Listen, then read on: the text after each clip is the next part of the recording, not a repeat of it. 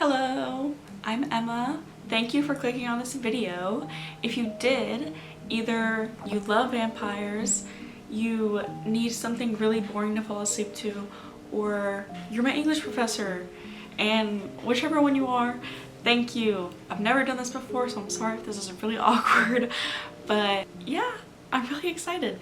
So if you are in that first category and you really love vampires and that's why you're here, me too. I have loved vampires ever since I was a little kid. I loved Twilight. I was obsessed with it. I love Twilight so much that my best friend and I went to Forks, Washington. If you know, you know. It was the best time of my life. I love Gothic literature. I took a Gothic literature class, I think last year, and it really just changed my life. I love reading and I love watching videos like this, book reviews, or just explaining the plot behind blah blah blah. So if you like that, please stay. I would love to have you. I'm pretty sure I'm gonna title this video something like Carmilla, a story that helped inspire Dracula, or something along those lines. And I really wanted to include Dracula in the title because I think it is so fascinating that although Carmilla predated Dracula about,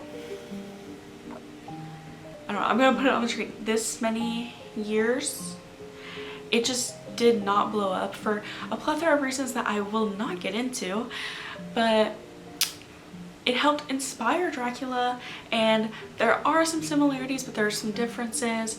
I'm not really going to talk about that. I just really want to introduce Carmilla and explain that whole story because I really fell in love with it. I went to the library one day and I was just browsing for a new book and I saw this book, Hungerstone, and I immediately was obsessed and had to have it. I read it in I think 2 days, and I didn't even know that it was a retelling of Carmilla. Honestly, I had heard about the story of Carmilla before, but I had never read it just because it takes a lot of brain power to read something that's old, hence why I'm making this video. You don't have to read it, you can just watch me explain the whole thing, or you can go read it by yourself and hopefully enjoy it. I did. Now, the story we're gonna get into today is Carmilla by Le Fanu. I don't really know how to say his name, so that is the one and only time I will say it. Without further ado, let's get into the story. The first chapter begins and we're immediately met with our setting, Styria, Austria, and we're introduced to our main character, Laura, a young woman who's living with her father, an Englishman. She's never been to England. Her mother was Austrian, but her mother has sadly passed away. She describes their Schloss, or castle, that they're living in Austria. She explains that they don't necessarily have a lot of money, but the money that they do have, they are able to live quite a wealthy lifestyle in Austria that they would not have been able to live in England. She says the area that they live in is very picturesque, but pretty abandoned. She says there's another like abandoned village about like 7 miles away. Laura says she was about 19 when all of this happened, but it's now been 8 years past, so she's retelling all of this to us from a kind of reflective point of view. It's been a while. She's had time to process everything that's happened. Laura talks about how she lives with her widowed father and 2 other maidens. There's Mademoiselle de la Fontaine and I think Madame Peridon. There's not a lot of people in their Schloss, but these 2 people help a lot. She talks about how lonely she is. She doesn't have a lot of friends. She lives in this abandoned town, no girls her age, and although she's spoiled and has everything she wants, she's all alone. Laura starts describing the first time she felt true fear in a story that happened when she was about 6 years old that she said honestly she's still never really processed.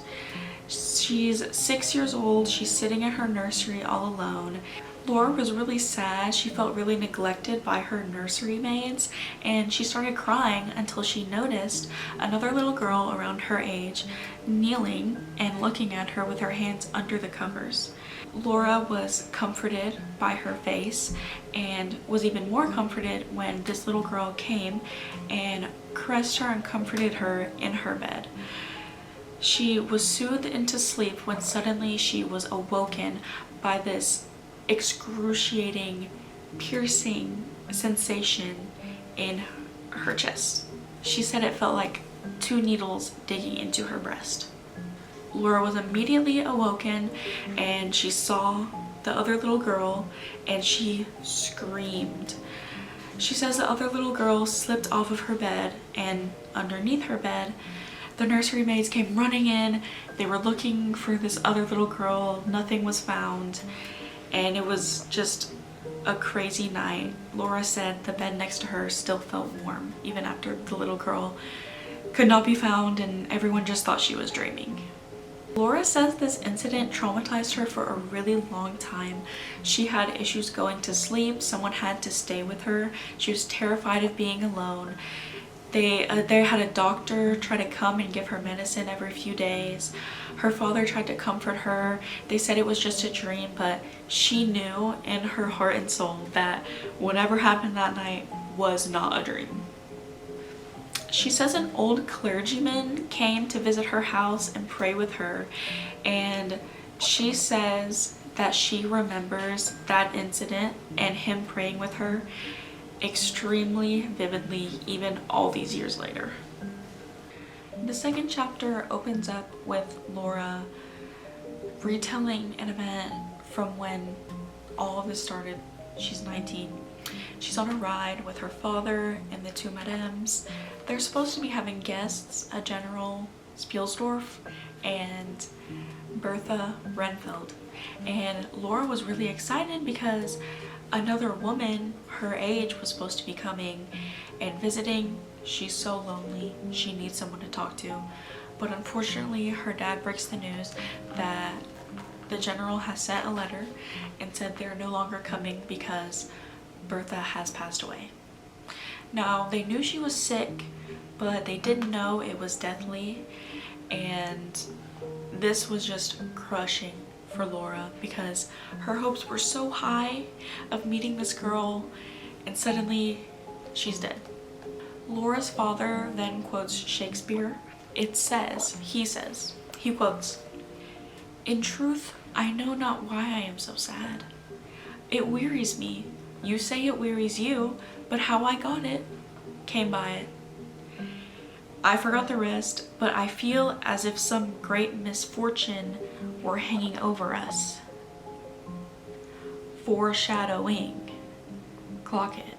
Suddenly, Laura and her father and the 2 other women are disrupted by the sound of 2 other carriages riding nearby. Laura says the carriage seems to be of high rank, a wealthy person, and they're watching this scene, and they watch as one of the carriages crashes into a tree. She looks away, she looks back and sees a woman leaving, carrying another woman out, and Laura's father goes and runs to help the situation. There's a woman, the mother, and then another woman who was carried out of the carriage, the daughter. The mother, distraught, she says she's on a life or death mission and she has to go right away even though her daughter is literally like dying. But she's like, "Hey, can you just look after my daughter while I go? She's great, don't worry, fix her, I'll be back, bye." Laura's dad is kind of okay with this because he's like, okay, another girl my daughter's age, my daughter needs a friend, I'll take care of this woman, her mother seems like she really has to go, so okay, yeah, I'll take care of your daughter, don't worry. Laura noticed that the girl's mother has an extremely distinguished look to her, and after she has this conversation with Laura's father, she suddenly has a change of expression and becomes really stern.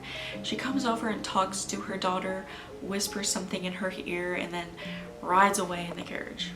The daughter of the woman, the young girl, whatever, she comes to, she asks where she is, where her mother is. They explain the situation. The girl is crying that her mother is gone, obviously. Laura tries to comfort the girl, but Mademoiselle is like, no, don't overwhelm her. And then Laura's dad calls for a doctor to make sure this girl's okay. They bring the girl home, they put her in a room, they kind of give her space, and they all start talking about just how beautiful this girl is. They start talking about the other people that they noticed in the carriage and that they just kind of stayed in there and didn't get out during the whole wreck. And then they're like, oh no, like she'll just tell us about it when she wakes up. But then Laura's dad is like, I don't think so. Later, Laura tries to ask him about it. Apparently, the girl's mother was talking to Laura's dad and was like, oh, my daughter is incredibly weak and she has seizures, but she's perfectly sane. I don't know, kind of weird. She says, her journey is of great importance and she will return in 3 months' time. So I guess she's just part of the family now. The doctor finally gets there at 1 a.m. and Laura is still awake because she was just so excited. She cannot sleep. Oh my god, I finally have a friend.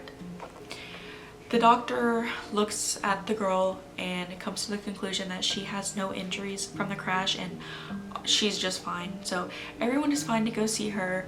Laura goes into her room. She says that she's just in the best room of the whole Schloss. As soon as Laura gets into this room and is really looking at this woman, she realizes that she recognizes her.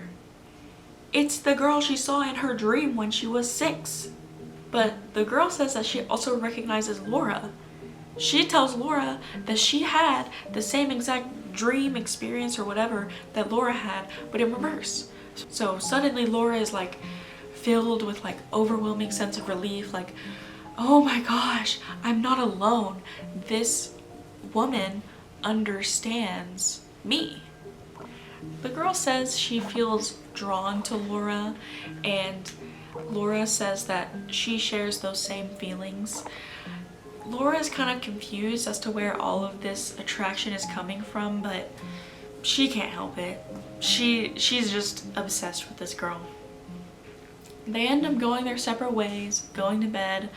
Laura is a little bit confused about how quick this girl was to fondness and kindness, but she's just like, oh well, but she's just a young woman and we are just so full of love.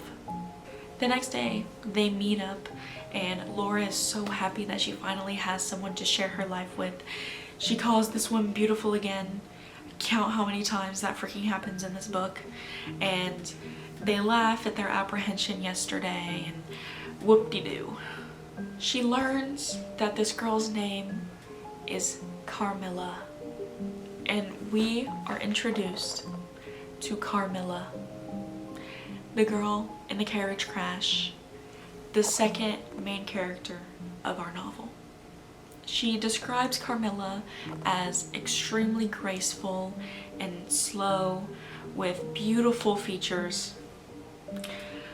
Dark eyes, thick long hair, just beautiful. Laura is very charmed by Carmilla, but at the same time she starts getting aggravated because every time she asks Carmilla for a detail about her life, Carmilla just refuses. She will not tell her anything about herself.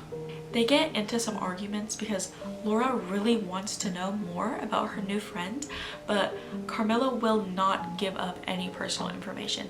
She says it hurts her to hurt Laura, but she still will not give anything. Carmilla is really touchy. She will embrace Laura a lot, whisper in her ear, and it does kind of make her uncomfortable, but nothing crazy. It honestly kind of awakens something within Laura, a feeling of pleasurable excitement that she's never felt before, and it honestly wakes up some sort of fear and disgust inside of herself. Again, she talks about how touchy Carmilla would be, about how she would grab her hand and kiss her cheek and do honestly all of the things a lover would do. She said she had the intensity of a lover, which really troubled her because she had never felt this before. She says that Carmilla can't love her because they've only known each other like a week, and yet Carmilla is love bombing her with all of these emotions, and Laura's just really confused. Even at one point, Laura thought that Carmilla was a male suitor in disguise because of how intense Carmilla would pursue Laura. Laura also notes that Carmilla has some strange habits. She really only appears at night, and she often looks just exhausted and creeps around. Laura tells the story of one day when her and Carmilla were at this funeral for a young girl, and the girl's father is behind the coffin, obviously looking sad because his daughter is dead, and there's a procession and they start singing a hymn, and Laura joins in said hymn, and immediately Carmilla is just crying and begging Laura to stop because the sound is piercing her ears, and she ends up throwing this huge fit because of this hymn that is driving her nuts. Vampire. But she says after the hymn is done, Carmilla just goes back to acting normal. Vampire. Laura is still just thinking on like all the strange things that Carmilla does, and she brings up this time that a hunchback came to their house and was selling like monster hunting stuff, and they both bought something to ward off the vampire that's been going around in the woods, and the hunchback compliments Carmilla's teeth and says that she has really sharp canine teeth. Vampire. But he says that he would blunt them down to fit the rest of her face, and she got very upset. Laura's father comes home and is just in distress because all of these girls in the village are getting sick out of nowhere, and they do not know what is causing it. But her dad is like, don't worry, God is on our side. And once again, Carmilla gets upset because she's like, no, only the creator of all, even disease, gets to like protect us, not God. And it's like vampire. So yeah, that like really sets in some sort of tension and awkwardness in the room, and then Laura's dad is like, well, I'm gonna call the doctor and we're gonna talk about this illness. And then Carmilla is like, the doctor never helped me and I used to have this illness. And then they're like, what? So obviously Carmilla doesn't want to talk about it, and instead she asks Laura if she's scared that she's gonna get sick, and Laura is just like, well, I would be if I thought that I would contract this illness, but I'm alone all the time every day. And then Carmilla goes into this weird tangent about how girls are only caterpillars when they're alive and only turn into butterflies after death. And she's just talking about how she's not scared of death, she's not scared of dying. She thinks that it is this beautiful, transformative thing that everyone goes through. Vampire. One evening, the son of a painting cleaner comes to their schloss, and they have dinner and they party and they talk, and then they're going through all of his paintings. Most of them are old portraits, and of course they come across one that looks exactly like Carmilla, down to the last detail. And of course Laura is like, can I please hang that in my room? They hang it in her room. And later, they're looking at this portrait and they realize it's a portrait of Mircalla Countess Karnstein. Carmilla does not care about anything that is happening with these painting situations, and she just asks Laura if they can go on a midnight walk in the moonlight. They're walking, arms around each other's waists, embracing, and Carmilla asks Laura if she's glad that she came to stay with them. And Laura's like, of course I'm happy you're here. I've been waiting for someone to be here for so long. I love you. She doesn't say that, but she's happy. Carmilla draws her closer and says, I'm so glad you decided to hang that painting that looks just like me in your room. And Laura's like, wow, from the way you talk to me, you must have been in love at some point. Carmilla says, I've never been loved by anyone but you. Carmilla says that she lives inside Laura and that Laura would die for her. Let's just sit with that. Obviously, this scares Laura, and she pushes Carmilla off of her and is like, what? And then Carmilla just is apathetic and asks if she's been dreaming crazy. Laura's like, girl, you look sick. And they go back home. Laura is scared that Carmilla has caught the illness that's going around the rest of the village. And she's like, this would upset me greatly if Carmilla is sick. So she calls for the physician and they end up just talking for the rest of the night with no more qualms. Laura's dad ends up coming in and is like, hey Carmilla, have you heard anything from your mom? And she's like, no, but I think I'm gonna leave soon because I've just caused you guys too much trouble. Thankfully, to Laura, her dad is like, no, no, no, you cannot leave yet. I told your mom that we would keep you for 3 months.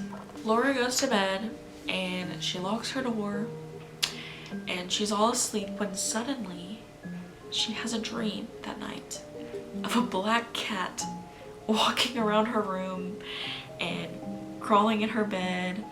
And then suddenly she feels the stinging pain of 2 needles in her chest.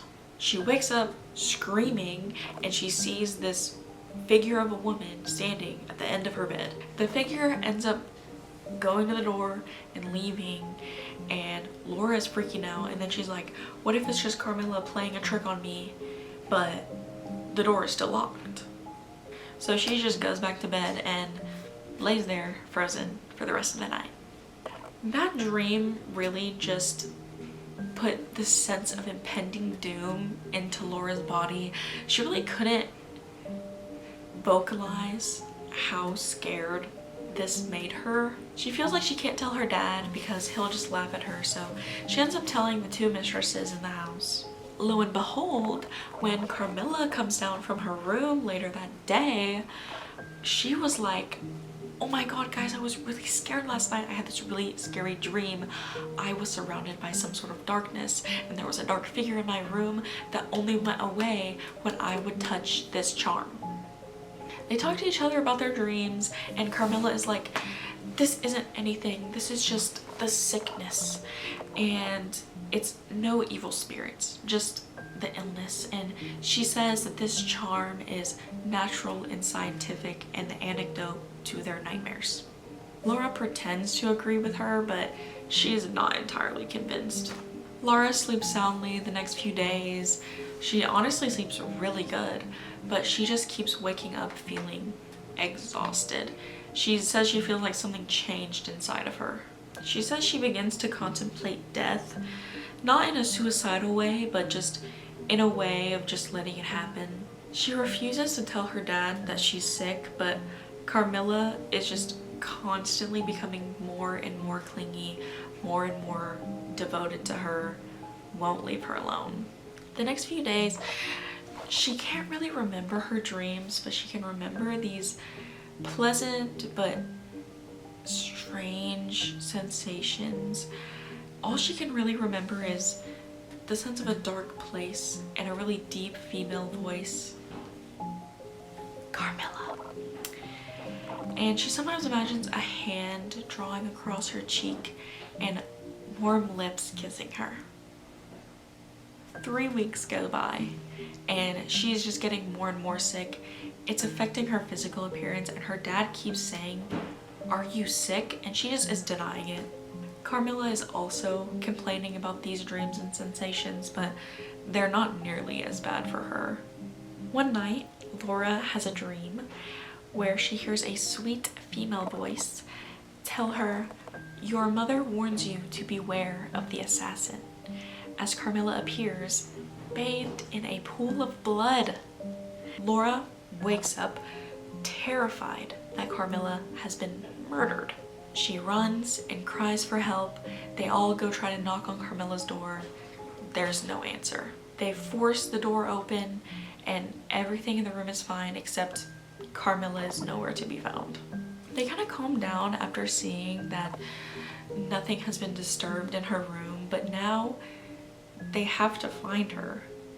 They spend the rest of the evening trying to look for her, and they really look everywhere until at 1 o'clock in the morning, suddenly Carmilla is back in her room like nothing happened. And they're all like, "Where were you?" Carmilla says that she went to sleep in her own bed, but then woke up in the sofa in the dressing room. But then where has she been for the rest of the time? Everyone is really confused and her story makes no sense. Throughout all of this, Carmilla has refused anyone to sleep in her room. Why? I don't know.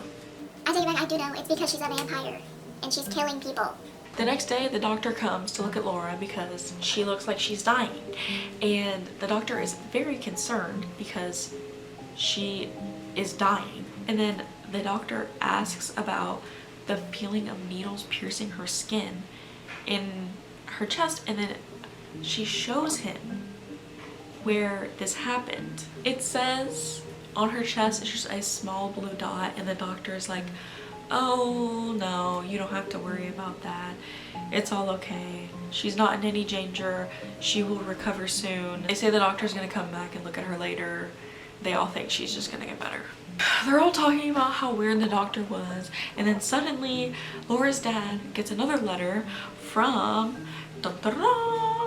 General Spielsdorf. It's been that long, and he's like, will be arriving shortly. Laura's dad is not happy about this news. Honestly, a lot of stuff has been going down at their schloss, and he really just does not have the capacity to accommodate another guest. Laura's asking her dad if the doctor thinks she'll be fine, and her dad is just like, "If you just do the right things, the doctor says you'll be fine." But Laura is like, "Tell me what's wrong with me," and she's getting no information about anyone. All of these things are happening to her and no one is telling her anything. Laura's father is then like, "Okay, me, Laura, and the girls are going to see a priest." And he's like, "Carmilla and someone else are gonna come join us later, but we are going to see this priest." On the way to go see the priest, they run into the general and they convince him to join them to go to the priest, and they're like, "Oh, just send your carriage onto the castle, like they'll meet us there later." They say the general has changed a lot from the last time they saw him. They said he's a lot skinnier and a lot more stern. They're like, this doesn't seem like typical grief symptoms, but we can't really say anything because he lost someone near and dear to him. And they're like, "So can you tell us like what happened to Bertha?" And he's like, "You're not gonna believe me even if I tell you, because something so crazy happened to me that I believe in the supernatural now, and you're not gonna believe me." The general says that he's also traveling to these ruins of the church to see the priest because he needs an object to cleanse the earth. And it really intrigues Laura's dad because where they're going, the village is abandoned. What could he possibly need from this abandoned village to cleanse the earth? He begins telling the story. They said it starts in a masquerade that they were invited to by a wealthy count. Just kidding, Dracula wasn't nothing yet, but we see each other. They said that the general was the only non-aristocratic person there, and Bertha, who was not wearing a mask at this masquerade, and she caught the attention of a young woman who was dressed so beautifully and was accompanied by an older woman also dressed beautifully. The women approached them, said that they knew the general. They chatted, they complimented each other, and then the stranger was just taken aback by Bertha. The general really wanted the older woman to take off her mask, but she would just refuse. And then this man came and interrupted their conversation, and then the general was like, who was that girl and how did she know me? And then he was gonna join in with the conversation with Bertha, but then the older woman returned. The older woman just kept insisting that they were older and better friends than the general just thought. Like, he just forgot who she was. She said she would come visit his schloss in 3 weeks and reveal who she was, but in the meantime she was like, can my daughter stay at your house? Where have we heard this before? The older woman said she had a journey of life and death she must go on, and she will explain when she gets back. And then Bertha comes to the general, her father, and is like, can this young woman called Mircalla come and visit us?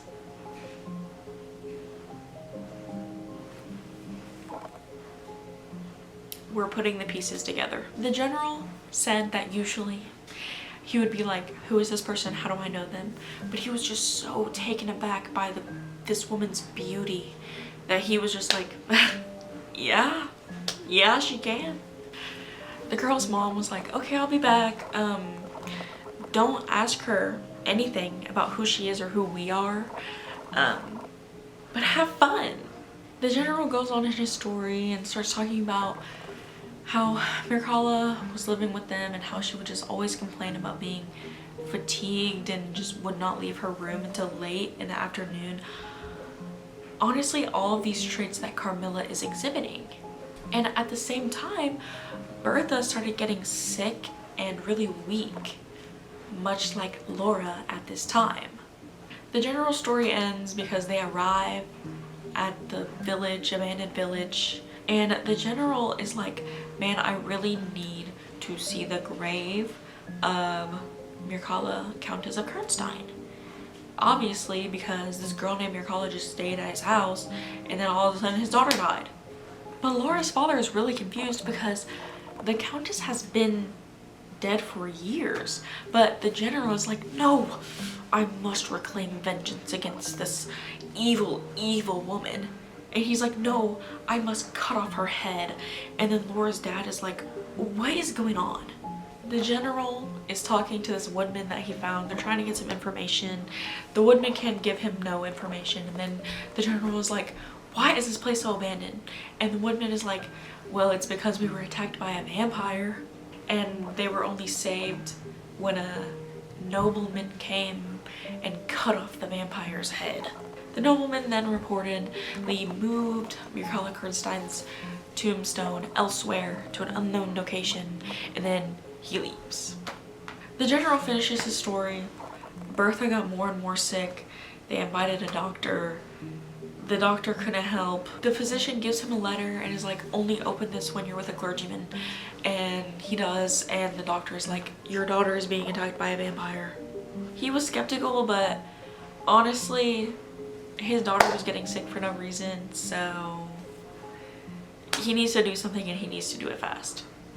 That night, he said he hid in Bertha's room, trying to find just anything, and he witnessed a large black object crawl into her bed and attack her throat. The general then leapt out at the creature with a sword, and the creature turned into Mircalla. Surprise, surprise. He struck her with a sword, but she was unaffected and then disappeared, and then Bertha was dead by the morning. At this point, Laura and her dad don't really know what to say. They just kind of go on about their day, and Laura's like, man, something is really not right here. At this point, they all arrive at the chapel. Carmilla walks in, and suddenly the general is attacking her. I wonder why. Carmilla disappears. They go to look for her, and the general is like, that is Mircalla, that is Mircalla, that is who killed my daughter. He's like, Laura, you have to leave. You will never see this woman again. She's going to kill you. And then this man comes in all dressed in black, wearing a hat and gold spectacles. And he says his name is Baron Vordenberg. And he's drawing up a floor plan of the chapel, and they're looking and looking, and they find the tomb of Countess Mircalla. The general is like, thank you so much for your help. You have saved this place from the plague of vampirism again. Laura's father is talking to the general about Laura's illness because things are suspicious. They're like, okay, let's go home. Let's go pick up the priest and let's just go home.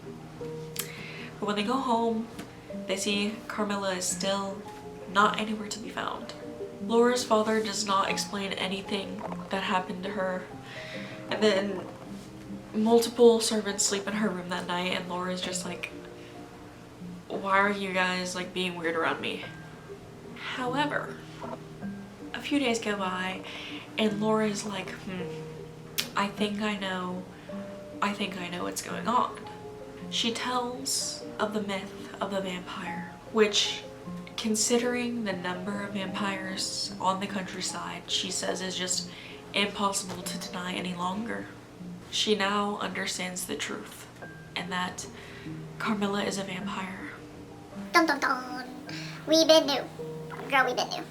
The next day, Carmilla's grave is opened by a medical examiner, and Laura's father and the general immediately recognize her, and her eyes are open, and she looks alive, honestly, and she's still breathing despite having been dead however long.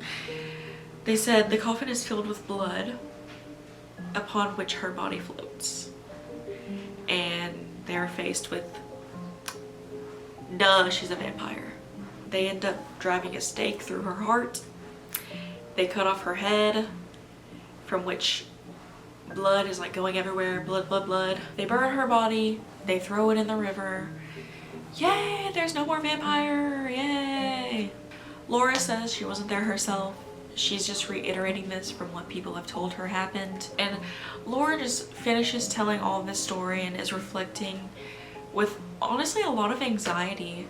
She says that if it wasn't for the doctor who put all of those precautions up for her, she would be dead and not able to discuss these atrocities that happened to her. She talks about Baron Vordenberg, who said devoted his life to the investigation of vampires and trying to keep the world safe from them. She talks about the myth a little more, about how people still aren't sure how vampires leave their graves. They're able to manage for a few hours, but then they have to go back inside to recharge. Occasionally, a vampire becomes obsessed and fascinated with one of its victims and displays feelings such as obsession and love and lust and passion.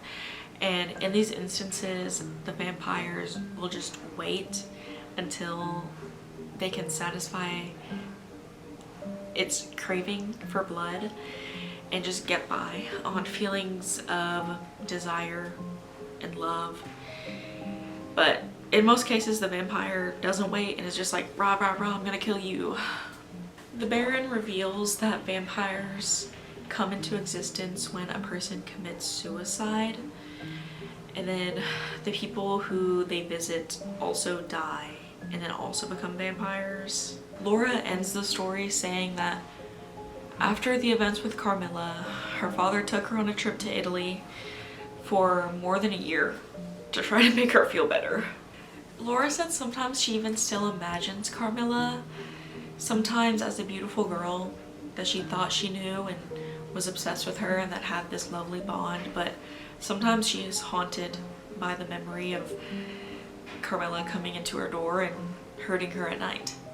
This story is really interesting because despite it being one of the earliest vampire novels ever written, a lot of its themes are still prevalent in vampire novels today, as we can see with the transconfiguration, the only coming out at night, the being stunningly beautiful and encapsulating people with their looks to get by with how weird they are. Edward Cullen.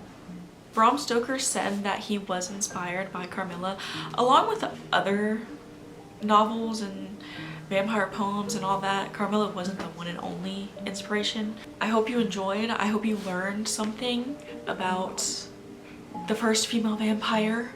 That book was a little bit hard to read, honestly, but I hope this was easier for you to understand. I tried to make it as digestible as possible. This honestly laid out a lot of the foundations for the stereotypes of vampires, which I think is really cool because they're still used today. If you liked this story and you want one with a happier ending, then definitely go read this book. Thank you for sticking around for this whole video, even though my professor, I know you had to. I hope you have a good night or day or whatever time it is, and if you're my professor, thank you. I did my best. Okay, goodbye.